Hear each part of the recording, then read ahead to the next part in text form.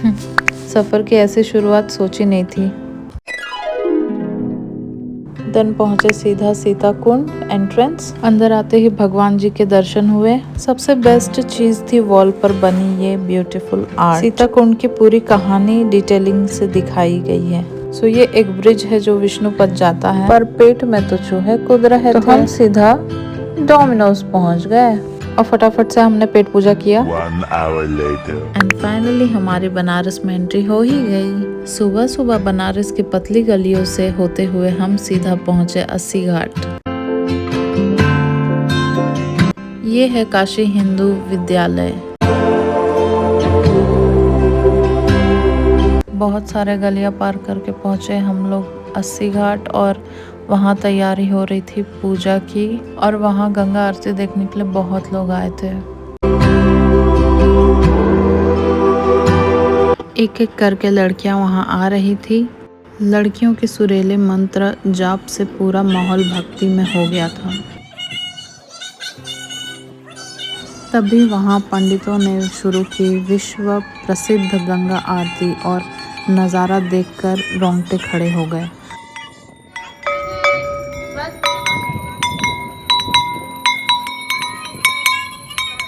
गंगा आरती के बाद हम निकल पड़े बोटिंग के लिए।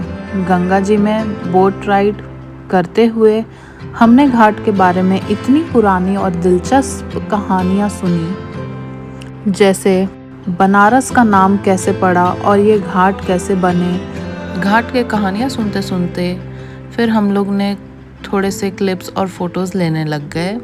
लेते ही हमारी नज़र पड़ी पंडित जी पर, जो सूर्य देव को जल अर्पित कर रहे थे। बहुत ही प्यारा नज़ारा था। फिर उसके बाद बोट वाले भैया कहानी पे कहानियाँ सुनाते जा रहे थे और हम लोग बोट राइड एंजॉय कर रहे थे। प्लस हम लोग क्लिप्स पे क्लिप्स और फोटोज़ पे फोटोज़ लेते जा रहे थे। तो अब आप लोग भी आगे सुनिए क्या कहानी था। बनारस की चार हम आनंदवन माता पार्टी भोलेनाथ की दूसरा ना आनंदवन पहले शहर में होता था, तो गंगा में होता था। जा रहे थे वहीं पर माता पार्टी भोलेनाथ स्नान के लिए। बहुत सारी मैं बता ही दे रहा हूँ आपको, शुरू से बता दे रहा हूँ बनारस के बारे में। बनारस की चार नाम है। पहला नाम आनंदवन, दूसरा नाम आनंदवन पहले शहर में होता था, तो गंगा में होता था। जब माता पार्टी भोलेनाथ की जाना चाह रहे थे तो उन्होंने बोला देवता मुझे पिकनिक जाना है बस। तो उन्होंने देवताओं ने बोला भाई पिकनिक नहीं हारिए, जहाँ पे आपको अच्छा लगे आप वहाँ जाइए। उन्हें थोड़ी यहाँ पे जंगल प्यारा था, जंगल उनको बहुत पसंद आया। तो यहीं शहर का नाम शिव की नगरी काशी था। फिर इसके बाद शहर का नाम वाराणसी था। वाराणसी नाम दो नदियों नाम दो बना हुआ है, बड़ौदा नदी और अस्सी नदी, दो नदियों नाम दो सर वाराणसी। फिर इस शहर का नाम बनारस पड़ा। बनारस के नाम नहीं मिलता, जैसे यहाँ पे बना हुआ रास्ता कोई भी आता है इस रास्ते में जाता है, मतलब यहाँ के वातावरण यहाँ से एकदम आगे से बढ़ जाता है, इसलिए शहर का बनारस का लोग बोलते हैं 84 घाट। असल में एक घाट आप और जाएंगे तो टोटल 114 घाट। 114 घाटों में से 5 घाटें बहुत महत्वपूर्ण घाट हैं, जिसका जिक्र वेद पुराण और ग्रंथ में भी देखेंगे।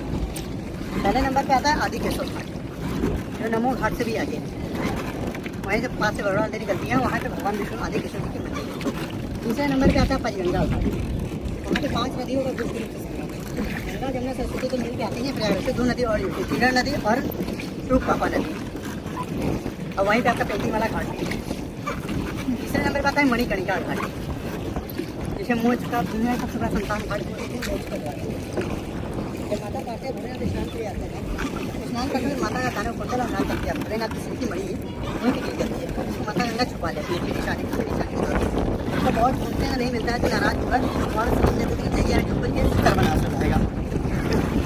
इस नाम मिलते ही देवताओं तथा वहाँ करके प्रभु आपने योजना उनका प्रजा का क्या होगा। तो रात में आने के बाद नारद मुनि में आने के बाद बोलते हैं मेरा कहा हुआ तो वापस नहीं आएगा, अंकित समय आएगा वो मोक्ष को प्राप्त होगा, इसलिए वहाँ पर सबसे बड़ा डेड बॉडी देती है। चौथे नंबर पर आता है दशाश्वमेध।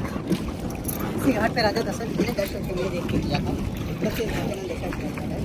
यहाँ पे वर्ल्ड में 30 दिवस जब अपने प्रभु श्री रामचंद्र जी 14 वर्ष वनवास बिताकर अयोध्या लौट गए थे, तो उनके दिन लौटने की खुशी में ब्रह्मा जी ने इसी पे गंगा आरती, जब से यहाँ पे गंगा आरती गंगा आरती बढ़ी चलता ही आ रहा है।